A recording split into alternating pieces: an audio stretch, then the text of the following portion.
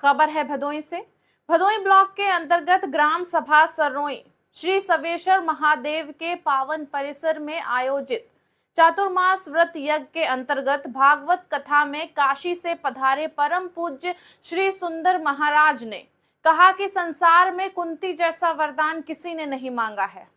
Bhadohi block के अंतर्गत ग्राम सभा सररोई श्री सवेश्वर महादेव के पावन परिसर में आयोजित चातुर्मास व्रत यज्ञ के अंतर्गत भागवत कथा में काशी से पधारे परम पूज्य श्री सुंदर महाराज ने कहा कि संसार में कुंती जैसा वरदान किसी ने नहीं मांगा।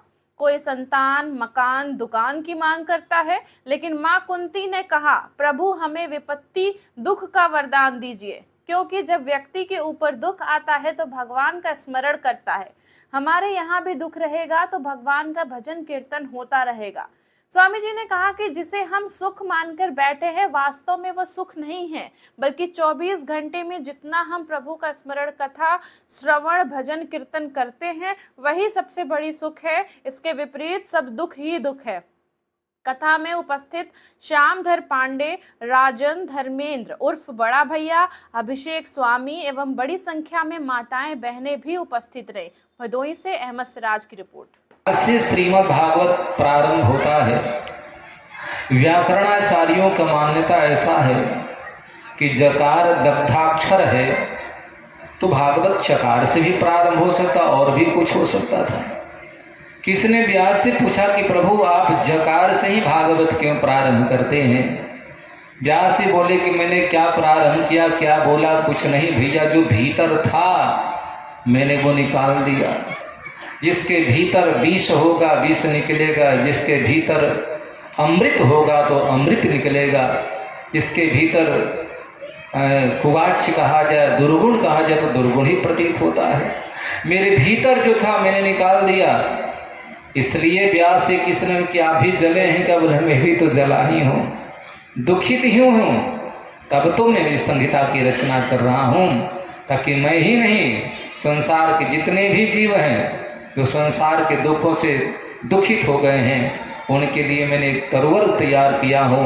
एक वृक्ष के रूप में भागवत संहिता देता हूँ कि हाँ, हरे थाके बीमारे सारे लोग आकर के और अपने व्याधि को, कष्ट को, मुसीबत को, संकट को दूर करें। मैं कई बार कहता हूँ भागवत जो है ना, यह राम कथा, ये पता है क्या है? ये स्वर्ग कल्प तरु है।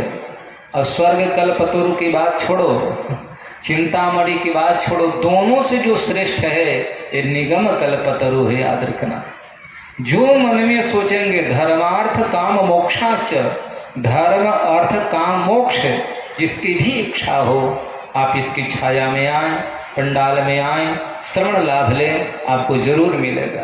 तो किसी ने पूछा कि गोस्वामी जी को क्या परेशानी था? तो परेशानी थे तभी तो। किसी ने पूछा कि तुलसीदास जी आप क्यों इतना बड़ी बृहद रामचरितमानस का रचना कर रहे हैं? क्या कहा? स्वांत सुखाय तुलसी रघुनाथ गाथा। बोले कि मेरा बहुत बड़ा प्रचार हो जाए इसलिए मैं नहीं लिख रहा हूँ। बोले फिर स्वांत सुखाय, अंतःकरण के सुखी के लिए, सुख होने के लिए, आनंद के लिए, आनंदित होने के लिए मैं कथा लिख रहा हूँ। क्या बात है! इसलिए हम भी आह्लादित, आनंदित और सकुशल जीवन को जीना चाहते हैं तो कथा का आश्रय हम सबको जरूर लेना चाहिए। और कथा देखो ऐसी है ना कि दाम्पत्य जीवन में भी प्रेमास्पद का भाव बन जाता है। महाराज परिचय। जय श्रीमन नारायण। हमारा नाम अभिषेक शास्त्री है जी और मैं वाराणसी से आया हूँ जी। ग्राम सररोई यह एक भदोही जिले का, पूरे जिले का कार्यक्रम है। यह कार्यक्रम कहे तो राष्ट्रोत्कर्ष के लिए कार्यक्रम किया जाता है और यह कार्यक्रम चातुर्मास व्रत चल रहा है, जो तपोमूर्ति श्री सुंदर राज यतिराज स्वामी जी महाराज के सानिध्य में यह चातुर्मास व्रत चल रहा है। और यह चातुर्मास व्रत 22 जून से प्रारंभ है और 24 अक्टूबर तक यह चातुर्मास व्रत चलेगा, जिसके मध्य में अभी 22 जून से 4:30 बजे से सायं 6:30 बजे तक यह कथा चल रही है। ये कार्यक्रम बहुत बड़ा है महाराज, तो किसके सहयोग से हो रहा है? लोग यह कार्यक्रम देखिए यज्ञ का कार्यक्रम है यज्ञ का कार्यक्रम किसी अकेले के सहयोग से नहीं होता है। यज्ञ का इसलिए किया जाता है कि चारों वर्ण है, जो सारा समाज है उसमें सब मनस्ता रहे, किसी में वही मनस्ता न रह जाए, सारा समाज एकत्रित हो, सब लोग भाईचारे के साथ रहे, इसीलिए यज्ञ किया जाता है। इसीलिए यह भी यज्ञ किया जा रहा है। और इस यज्ञ में सभी क्षेत्रवासी, ग्रामवासी, पूरे भदोही जिला के सभी लोग इस कार्यक्रम में उपस्थित होकर के तन मन और धन से सब लोग सहयोग करें और इस कार्यक्रम को संपूर्ण करें। यह कार्यक्रम किसी एक गांव का नहीं है, न किसी एक मंडल का है, यह पूरे भदोही जिले का कार्यक्रम है और कोई एक व्यक्ति इस कार्यक्रम को नहीं करा रहा है।